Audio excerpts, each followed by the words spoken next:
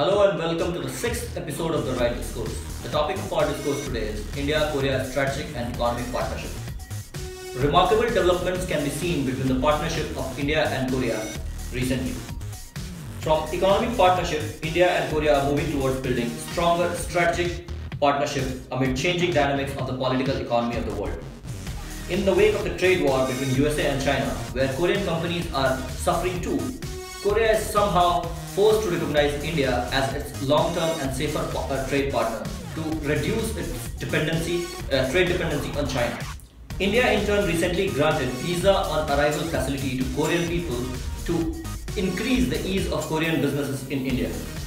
3 recent state visits by Moon and his wife separately and followed by another state visit by South Korean Foreign Minister focused on all-around aspects of partnership ranging from business and trade to finding historical and cultural ties, where President's wife said that she has visited India to find her roots, which is believed to come from the marital alliance of Queen Suri Ratna of India with a Korean prince centuries ago. Recently, India and Korea revived their bilateral trade agreement called CEPA, which is Comprehensive Economic Partnership Agreement, which was declared almost dead when former President Park Geun-hye visited India. Both countries set a target of $50 billion to be achieved by 2030. The trade volume now is around $20 billion. But is that all? Is the situation so green and the partnership so flourishing? Did the number of Korean companies operating in India increase in the last 10 years? If yes, then what was the rate? And if no, then who is at fault? What is the situation in comparison to Japan and China? To discuss all this, we have a very special guest in our show today, Professor Lakhvinder Singh, who is very profoundly called as father of India-Korea Strategic Partnership for his pioneering role he has played in the evolution of relationship, and he is the chairman of India-Korea Business and Policy Forum in Seoul. He is also the director of Peace Program at the Asia Institute in Seoul and heads the Korean Peace Movement, which is working in the area of peace and conflict resolution in Korea. He holds 2 doctorates, one from the Sungkyun Kwon University in Korea, which is called as SKK University, and the other in international politics from Jawaharlal Nehru University in India. He also received a senior fellowship from Harvard University in the practice of trade policy in the United States. Professor Singh is a very central figure in Korea-India relationship and was recently honored by honorary citizenship by the Seoul government.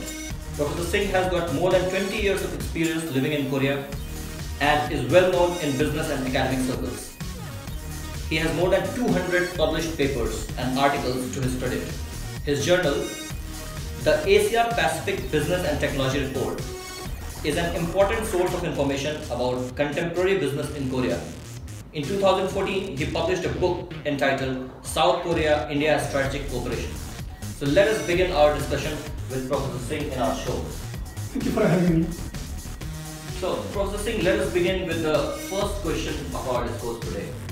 Do you think that the approach of India towards understanding the demand of the time to build a better relationship with Korea has been somewhat lacking? Not really, but I understand your question. In 1990, when we started our India-Korea cooperation, and in the relationship it was only few $1 million. Today we have $20 billion. So as a whole, our approach towards Korea has worked and going in the right direction. But just sure, there's a lot of things to be covered, and we cannot say we are completely successful, but I'm more than satisfied the way things are moving towards a better India-Korea cooperation.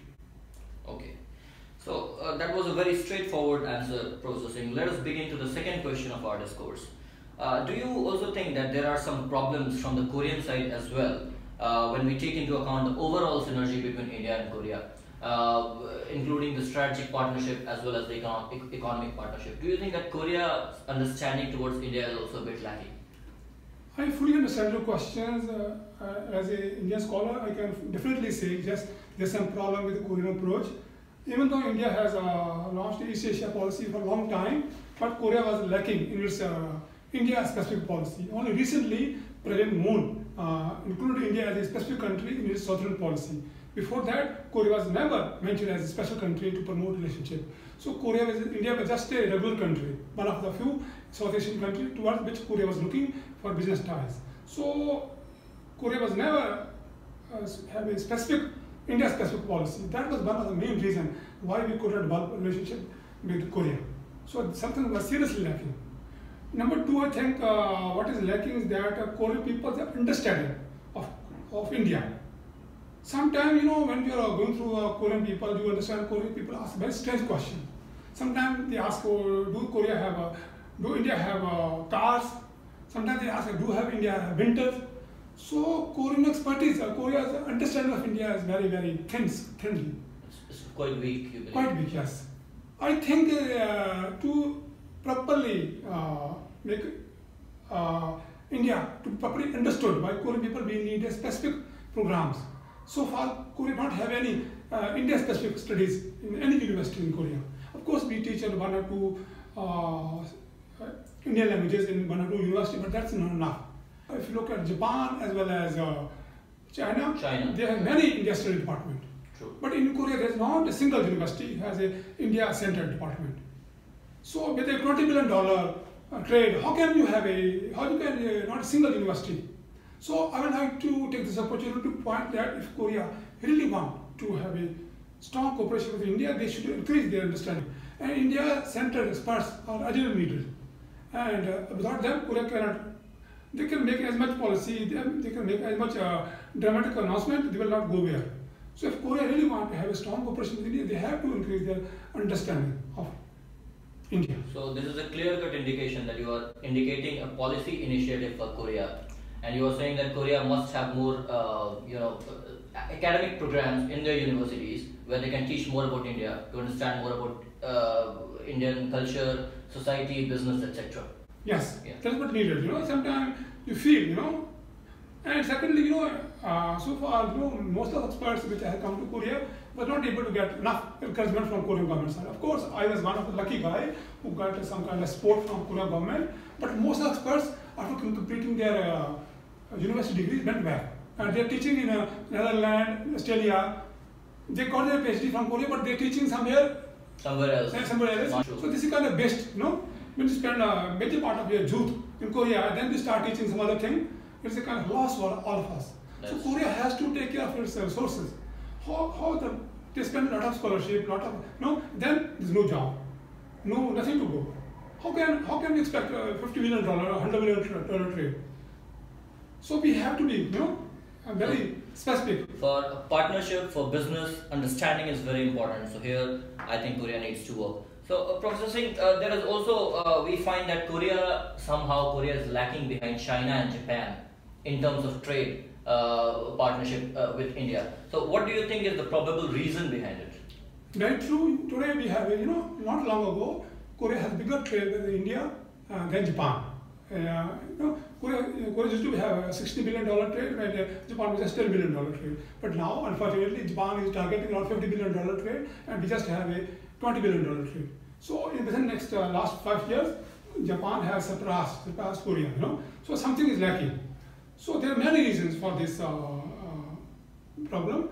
But I think why India-Korea economic ties are not growing as they should is the narrow scope of the cooperation. So far, Korean companies have focused on very few narrow products. So far, we are focusing on automobiles, electronics, and textile. That's not enough to make the trade to $50 billion. So if we really want to make our business as big as Japan or China, we have to include more products. And just increase our area of scope, like shipbuilding, education, services, everything possible, agriculture. We have to broaden our area of exports, and broaden our area of action. If we really want to follow Japan. Japan is taking a lot of initiatives. Indians are getting a lot of encouragement in Japan, but not so in Korea. So we can make as much announcement as we want, but on the ground, until we don't fix the problem, this relationship has some problems. Okay. Yes. Do you think that Korea has that much of capacity to come at par Japan in terms of trade volume or China? Why not? Why not? I think Korea has much more potential than Japan. When I came to Korea 20 years ago, I could see the potential. And from day one, I'm exploring that this is the country we are, because we have so many economic complementaries. Both of us are developing countries. Japan is a developed country. So we can develop in many areas of cooperation. So potential of cooperation is limitless. Sky is the limit. But somehow we have missed the train. So Korea is a country where we can have a most innovative program in whole of East Asia. So Korea could be the hub of our action. So potential of cooperation, if you see my article 5 years ago in my own journal, I predicted that Korea-India cooperation can go to $100 billion in few years. Okay. So I was talking not $15 billion, I was talking about $100 billion. It is on record. A very futuristic approach. Yeah. It is on record that we can go to $100 billion, but unfortunately we are stuck at $20 billion. So potential of cooperation is much, because both of us are developing economies and we are complementary economies. So I see potential of cooperation limitless. So Japan is nothing, $50 billion trade. No, we can go up to $100 billion trade if we take proper measures. And Koreans have to do much. So far, Indians have talking about cooperation, but Koreans are lacking. But Koreans have to come forward. So it has to be double, both ways, Indians just can't keep talking about trade and cooperation, but if Koreans do not properly respond. Yes. Okay, so Professor Singh, apart from the economic ties, when we talk about strategic partnership, do you think that India can play a role in maintaining or talking about peace on Korean Peninsula? And do you think that India is so significant? Of course, India is a major player in East Asia and a major player in Asia. So India definitely have a stake in peace building on Korean Peninsula. As you know, last few years, Korea was very near close to war. And if there's a war on Korean Peninsula, it could affect everywhere. Korean companies are employing 1,000 people all over Asia. And if there's a war on Korean Peninsula, it will spread out to all over Asia. And it will not have a serious economic implication, but serious strategic and security implications. So I strongly believe that India should have a serious stake in peace building on Korean Peninsula. Professor Singh, let us come back again to the economic talks. How do you think that India can take an advantage of trade war which is going on in between USA and China? Do you think that India can take an advantage to build a stronger relationship with Korea? Yes, very good question, a very good question. I think the currently trade is being used as a tool to influence the foreign policy of both the nations.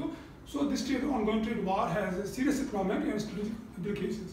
So India can take advantage of this trade war to have a bigger stake in East Asia. So the ongoing trade war should be looked at from a bigger perspective. It should not be just about trade. It's no more about trade only. It has bigger implications. As you know, it looks from President Trump's policy on trade that it will be becoming more and more difficult for Korean companies to produce in China. Because earlier when they were producing in China, they were selling all over the world. But with President Trump raising a high stake in the trade war, so it will be very difficult for Korean companies to sell in Asia, even abroad. So I think we can see opportunity here.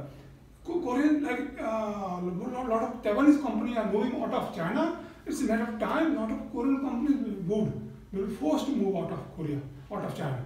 So I think it's a time when we should offer special opportunities to Korean companies to find a new ventures in India. So I think there's a positive spin to outgoing trade war between China and India, and India has a lot of gain. It will give us a lot of opportunity to strengthen our stake, and it will also give a very good spin to our strategic and peace building ambitions in Korea. Yeah. So, Professor Singh, a related question to this, I would like to ask you that do you think that India is actually moving in that direction to build that stronger partnership? We will probably talk regarding this in our other shows, specifically on what India is doing and what should be the policy initiatives of India regarding this. But just in a couple of sentences, if you would like to explain that, is India actually moving in that direction to take the advantage of this US-China trade war? Yes, I think so. Though I think things are moving very fast because last year, in the end of the last year, we quickly solved our SIPA problems, and we was able to narrow down our differences. And even though it was not fully satisfied, and we were expecting much more bigger cooperation, but still early harvest agreement was signed. But yes, India is yet trying, right? Yeah, so we are seriously trying. We are seriously trying to move in that direction and take advantage. And now you understand that Koreans are also understanding the important significance of India. So President Moon's southern policy has not come out of nothing. It's a realization of Korea that India is a major player in East Asia and could be a bigger factor in economic restructuring of the world, especially Asia. Yeah. So I think this is a good opportunity for us. I'm very happy and satisfied with President Modi's, our Prime Minister Modi's approach towards Korea, and I think Korea is responding to our policy initiatives. Even though I'm not happy with the state of speed, but traction is more than satisfactory. So traction is perfect, and speed could be enhanced. Okay. We are too slow. We are too slow, but we are going to right direction. So we should increase. I want SIPA to be settled this year. I don't want to take too long. Yeah. So in 2019, if SIPA is settled, we can have a better economic cooperation. So I'm trying to tell to all of my colleagues, let's settle SIPA this time. That's true. Let's SIPA. There are no major issues have been already settled. Whatever issues are left now, it can be narrowed down. Yes. And look at the bigger picture, because we cannot consume our energy just on economic issues, because it's time when we start looking at major strategic issues, military issues. You know, after all, balance of power in Asia is shifting. We simply cannot ignore that major power shift is happening. China is expanding its influence in Asia. If you consume too much energy on economic issues and too much energy on economic cooperation, this is not good for us. So sooner we solve this economic SIPA issues, the better we will be in position to focus on bigger issues. Because ultimately everything comes together. By the end of the day, everything matters. So we have to focus on bigger issues also. Balance of power, role of Chinese Navy in East Asia, defense cooperation between two countries, and cultural cooperation between two countries. It has to be properly. So many things are left. Because these economic issues are occupying too much energy, all other issues have been completely neglected or overlooked. Yes, completely slowed down. Yes, I will not say neglected, but there's some progress there. Yeah. But I want more attention. I want more attention to those issues. So I'm trying to tell my colleagues in the government and in the institutes, let's get this done. Let's get this done this year, and let's focus on bigger picture. So as long as I have the ability to influence the debate, I'm doing my best to settle the SIPA issues and economic issues this year and focus on the bigger picture. That's a very good point, Professor Singh. Now let us move to another question, which is a very important question of this show. South Korea recently awarded Prime Minister Modi with Seoul Peace Prize. How do you think this can affect the relationship between Korea and India? I think, Prime Minister Modi is being selected as a recipient of Seoul Peace Prize is a big opportunity for India. I think the great work he's doing in Asia is being noticed. I think it will have bigger implication in the cooperation between our two countries. I think we should take this opportunity to enhance our understanding of the Korean peace-related issues. So far, Korea, we have not made a specific effort.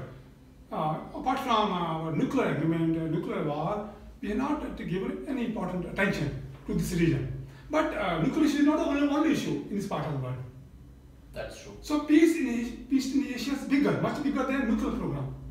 But so far, we have focused on only nuclear issue.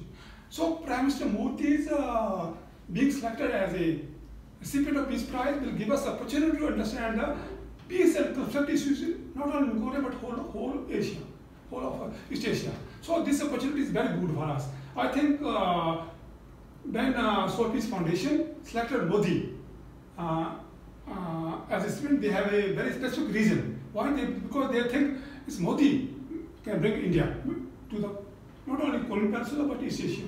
So this is very, very positive development. Now, question is that how much we are able to use it.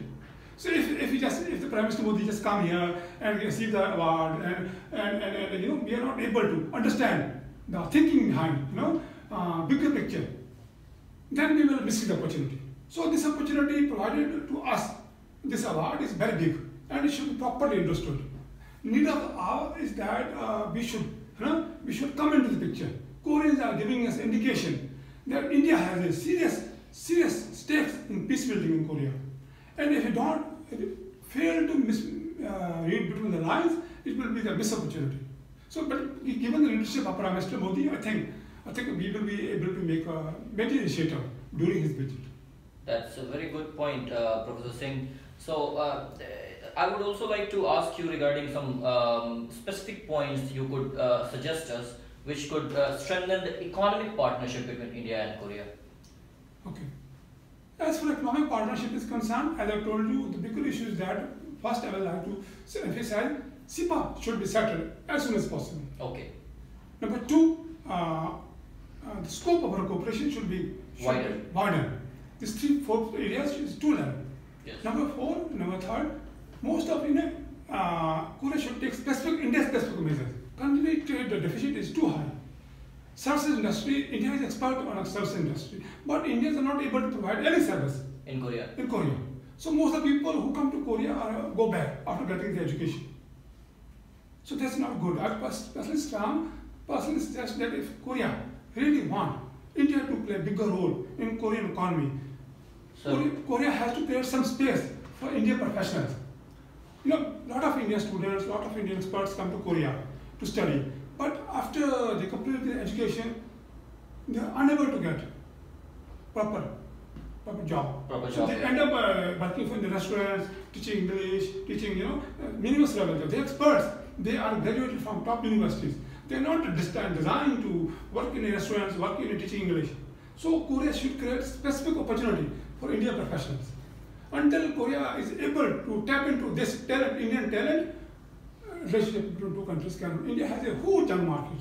That's true. I also personally feel, Professor Singh, that the service sector also, India has a lots of things to give to Korea in service sector as well, which is completely untouched at present. It may be because of the language issue or something else, but yeah, we'll talk about those things later. Now, the most important question of my show here is, Professor Singh, that what specific policy initiatives do you suggest for India to have a better position in Korea in terms of peace building in the Korean Peninsula? So this I would request you to go a bit specifically, and because we talked a lot about the bigger picture, so now just specific policy initiatives from someone like you. Thank you very much. Definitely for some time I have been thinking about this question very seriously. So recently I came out with the 4 basic principles on which we should build our new Korea specific peace policy. So I call it 4 principles of peace. Okay. So far, India has failed to take a specific peace building initiative in Korea. So I call it the time has come when we should take active role in peace building on Korean Peninsula. So you will say about 4 policies of peace. Yes, 4 principles of peace. 4 principles of peace to my viewers as well. So yes, Professor Singh. Okay, so my 4 principles of peace on Korean Peninsula are: 1, as no option on Korean Peninsula. Number 2, peaceful settlement of disputes on Korean Peninsula. Number 3, United Korea only for Korean people. Number 3, United Korea is good for India, Asia and the world.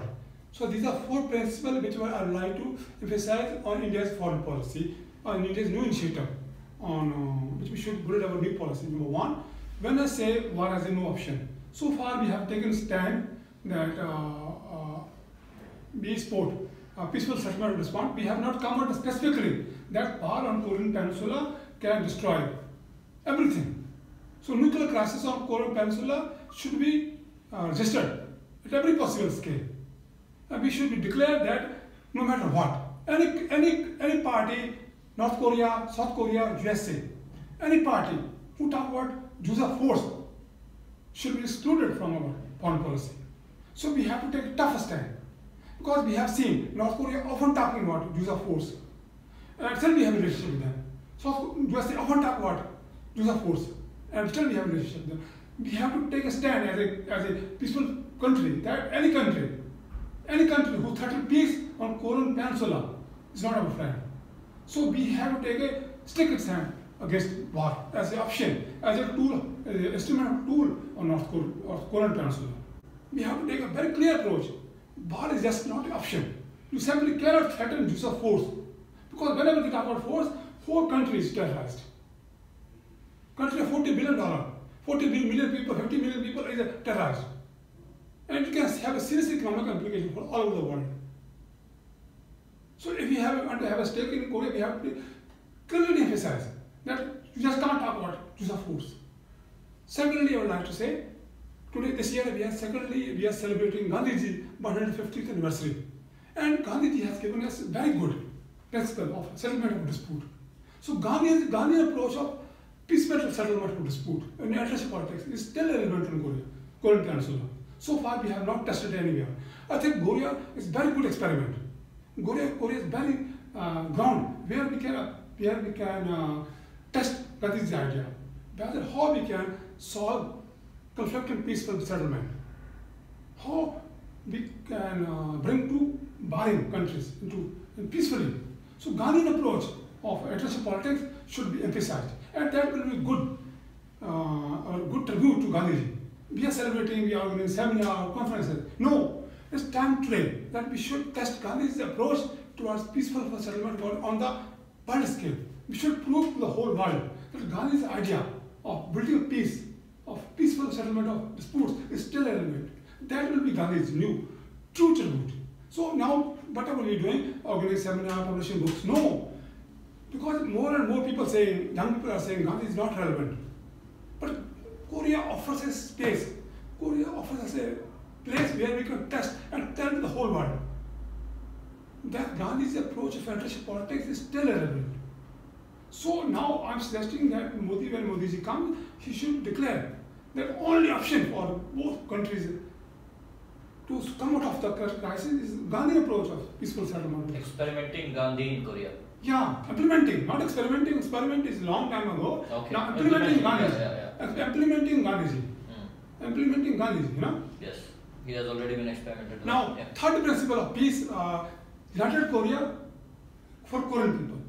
Now, what is happening? Almost everybody is trying to interfere into Korean Peninsula. So, six-part talks. What are these six-part talks? They have failed to work. You know why? Because there are too many ideas, too many approaches. But what Korean people want has completely ignored. So, if we want really peace on Korean Peninsula, we should follow the principle that Korea for Korean people. All country should give only helping hand. Let Korean people settle their disputes. So India should, instead of six-part talks, I strongly advocate India should focus on two-part talks. Because most of the issues are between two countries. As long as they can talk to each other, they can solve the disputes, we will be a much better place. So six-part talks have failed to work. Let's try two-part talks. And India should properly. So I have got to the extent in my paper that India should become a venue for two-part talks. So why they have to go to India? We should come to New Delhi because we have very good relationship with North Korea. With South Korea also. So New Delhi should be the place where South Korea and North Korea talk to each other and solve their disputes. We are a non-aligned country. Both of us trust each other. Why not New Delhi could be the venue of two-part talks?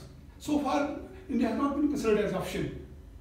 So I'm proposing whenever Prime Minister Modi comes, I strongly suggest him that he should emphasize India as a venue for two-part talks, as a place for peace. That will be Gandhi to tribute to Gandhi's story of peace. That's very good. That will also put India at a very important place in Korea, at a very important position. Yeah. That will also say that because ultimately, you know, we are Gandhi. We are ultimately who we are. We gave birth to Mahatma Buddha. Korea, India is a Buddha is respected and worshipped in Korea. And we give birth to Gandhiji. And Gandhiji is worshipped all over the world. And again, we have given such a great peaceful thinkers. But we have failed to implement our ideas. Now, India is becoming a great power again. So, we often talk about India as a Vishwa Guru. What will be our main principle? Our main strength is spiritual power. Spiritual power comes from Mahatma Buddha. Mahatma Buddha, Gandhiji, Jain, these are real assets. And we cannot become a Vishwa Guru on the basis of our economic might. That is okay, but our real strength is our spiritual power, our theory of peace. Theory of peace, that's true, yeah. Now our conviction that Satyam Jayate means people, you know, we have to have no place to go. We have to come back to our roots. Our roots are peace. We are still known for peace. We have never attacked any country. At today's time, Prime Minister Modi winning Peace Prize emphasized that we are a country of peace. And that Modi ji when comes here, he should say this.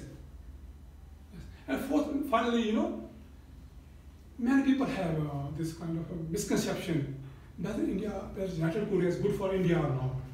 Whether United Korea will be a Chinese colony or a American colony or Japanese colony, or is whether particular strategic implication will be of United Korea. So a lot of people are being written. But I have come to the conclusion, and I want to say, Prime Minister Modi should say, United Korea is good for everyone.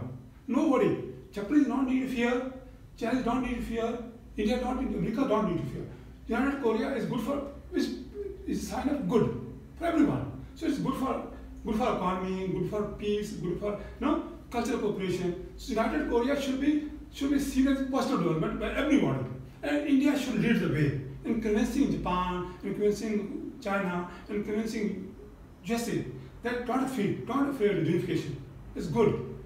Korea is designed to be one. So India should lead the way in creating a new environment, a new approach, in which we said United Korea is good for everyone. It will be positive development in international politics. So these four principles of peace, if we adopt these four principles of peace, it could not only enhance peace on Korean Peninsula, but also strengthen India's standing in the international politics. So it's time when Modi ji comes to Korea for a CB's Peace Prize, he should make a major initiative of re-emphasizing what India wants. So we need for the first time Mr. Moon have a India-specific southern policy. Now we should have a Korea-specific peace policy. That's a very good point. That's a very specific and clear point. So thank you very much, Professor Singh, for coming to our show. Thanks for having me. I really enjoyed talking to you. I really feel we can make a important use of your show and make a serious intervention in the ongoing debate. We need young people like you who talk about real issues, lot of stuff is going on in the media which are avoiding these issues. So it's time when we start talking about it. So I feel we can use the opportunity created by you to strengthen the cooperation between our two countries. Thank you very much, Professor Singh. That was a big boost to me and a big appreciation for me and a boost to my show. Thank you very much for coming to our show. And this show was full of perspective, and it was a result of years of analysis of Professor Singh regarding the India-Korea strategic and economic partnership. And we will, I'm planning to have a series of shows with Professor Singh. If he agrees to come in our show next time, we'll be, of course, talking many things about India and Korea relationship and make a series on it. So stay connected to The Right Discourse. I was your host, Kisle Kumar. Thank you very much for watching our show.